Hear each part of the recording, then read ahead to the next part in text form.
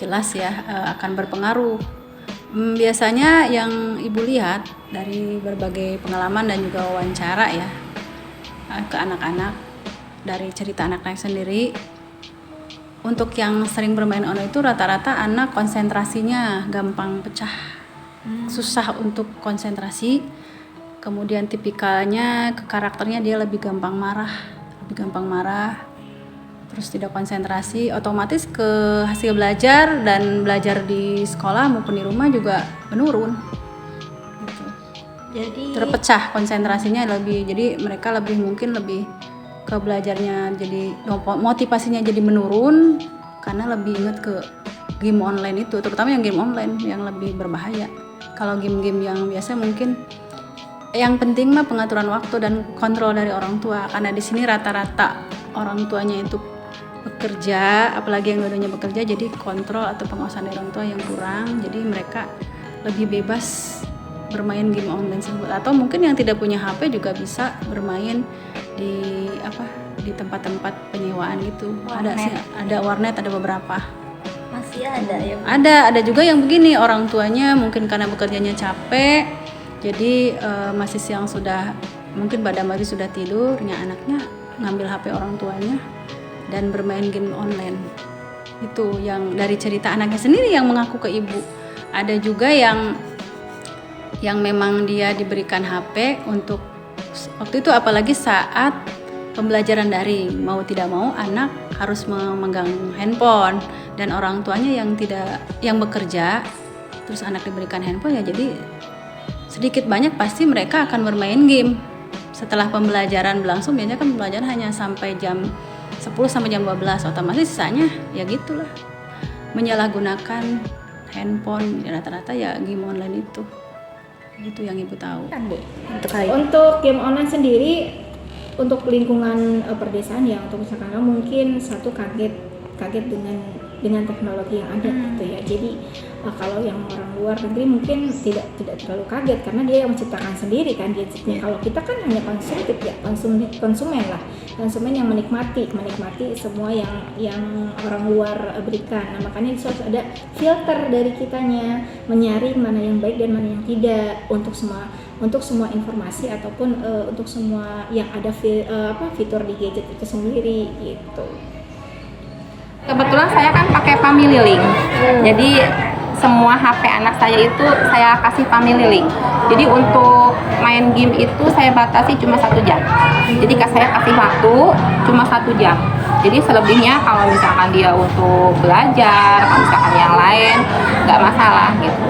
Jadi main game ya mungkin seusia mereka kan pasti, karena teman-temannya juga bermain game gitu kan, pasti ada keinginan juga gitu untuk bermain game. Jadi saya izinkan cuma dengan porsi cuma 1 jam sehari gitu.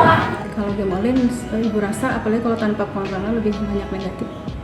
Tapi kalau mungkin diawasi segala macam dengan bimbingan, mungkin positifnya dia lebih bisa mengerti teknologi ya, kemudian mungkin bisa komunikasinya, karena ibu lihat kalau game online kan suka ada pembicaraan ya, mabar gitu, ngobrol, mungkin dia lebih melancarkan komunikasi, walaupun kadang-kadang komunikasinya lebih ke kotor, kasar, jorok kadang ya gitu. Tapi ya gitu, intinya harus ada pengawasan. Yang ibu game online mungkin akan positif kalau game online-nya bukan game online jenis-jenis tertentu. Mungkin game online-nya yang seperti apa? Mungkin kayak Minecraft ya, itu ya. Minecraft ya, itu mungkin lebih positif karena di situ dia berusaha mendapatkan sesuatu dengan cara yang positif seperti membangun rumah dan sebagainya. Mungkin bisa game online berpengaruh positif, tapi harus cari jenis-jenis game yang seperti apa. Kan banyak yang untuk melatih otak kanan otak kiri, terus kemudian melatih daya ingat, yang ibu tahu banyak gitu. Tapi sekarang yang ibu tahu game-game yang digemari anak muda itu yaitu game-game yang mengandung kekerasan, perebutan sesuatu dengan cara paksa, secara tidak langsung itu mengajarkan hal yang tidak baik sebenarnya gitu. Yang namanya anak kan nanti mau tidak mau jadi tercuci otak seperti itu. Pernah pas di main itu ada teman saudara saya ditepapin, pernah. Nilainya turun, rankingnya nggak pernah naik. Jadi waktu itu pernah berhenti main game online sebentar, agak naik dikit nilainya. Setelah beberapa hari kemudian main game lagi, turun lagi. Mencuri ya intinya balik lagi ke pengawasan orang tua. Jadi untuk apalagi yang usia SD itu ya kalau bisa tuh jangan langsung diberikan HP bebas, handphone, penggunaan handphone boleh untuk supaya anak tidak ketinggalan tidak gaptek boleh, tapi tetap harus diawasi orang tua, tidak sepenuhnya lepas tidak diawasi orang tua. Itu namanya anak sekarang kan lebih pinter, ngoprek-ngoprek gitu, jadi pinter. Apalagi yang ibu tadi ceritakan, contoh ada murid yang ngisi deposit, mungkin dia punya uang jajannya berlebih, bisa ngisi deposit sendiri dan orang tuanya tidak paham. Berarti memang orang tua juga harus paham bagaimana mengoperasikan gadget itu sendiri, cara membuka game itu sendiri, jadi supaya dia tahu. Seperti yang contohnya yang murid ibu ya, dia bisa ngunci game itu, jadi ibunya nggak bisa ngebuka. Bagaimana caranya? Atau mungkin disembunyikan, ya gamenya disembunyikan, jadi pada saat orang tuanya tidak tahu, ternyata pada saat tidur bisa dibuka, jadi disembunyikan gamenya. Terus kan ada kan beberapa handphone mungkin yang punya. Intinya balik lagi ke pengawasan orang tua dan bimbingan orang tua, edukasi juga dari orang tua. Jadi orang tuanya juga memang harus diedukasi supaya paham kalau game online itu memang efeknya sangat berbahaya kalau tidak diawasi benar-benar. Dari pornografi, kekerasan itu yang amat sangat nanti mengganggu ke karakter, terutama ke karakternya nanti.